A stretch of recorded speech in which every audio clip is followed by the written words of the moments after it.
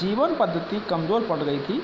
मुसलमानों के हमलों के कारण देश में युद्धोन्माद का आविर्भाव होना भी स्वाभाविक था। फलतः हिंदी साहित्य का आदिकाल अनेक महत्वपूर्ण वीर गाथाओं से ओतप्रोत है।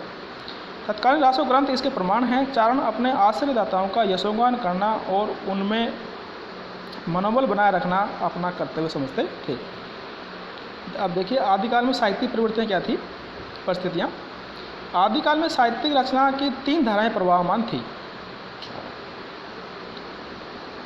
पहली संस्कृत साहित्य धारा, दूसरी प्राकृत तथा अपभ्रंश साहित्य धारा, तीसरी हिंदी या देश भाषा साहित्य धारा। कन्नौज एवं कश्मीर संस्कृत के केंद्र रहे। इस काल का साहित्य राजा, धर्म और लोक के 3 आश्रमों में बंट चुका था। तदनुकूल भाषाएं भी विभक्त हो चुकी थी। देखिए साहित्य के 3 आश्रम और तदनुकूल भाषाएं और उनमें विशेष क्या था।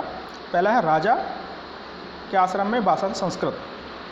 संस्कृत के कवि व लेखक तत्कालीन परिस्थितियों से बहुत कम प्रभावित हैं। धर्म की जो भाषा थी वह थी अपभ्रंश व प्राकृत। इस भाषा के कवि लेखकों में साहित्यिकता गौण मात्र थी। लोक की जो भाषा थी हिंदी या देश भाषा थी।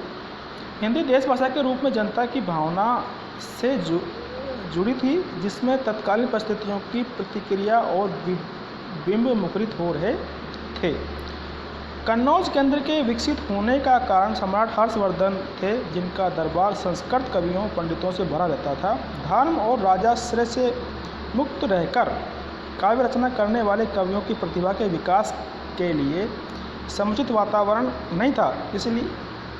इसलिए इस काल की अधिकांश रचनाओं में नवोन्मेष का अभाव दिखाई पड़ता है। उपयुक्त विवेचन के आधार पर कह सकते हैं कि उस समय समाज विसंरक्षित था।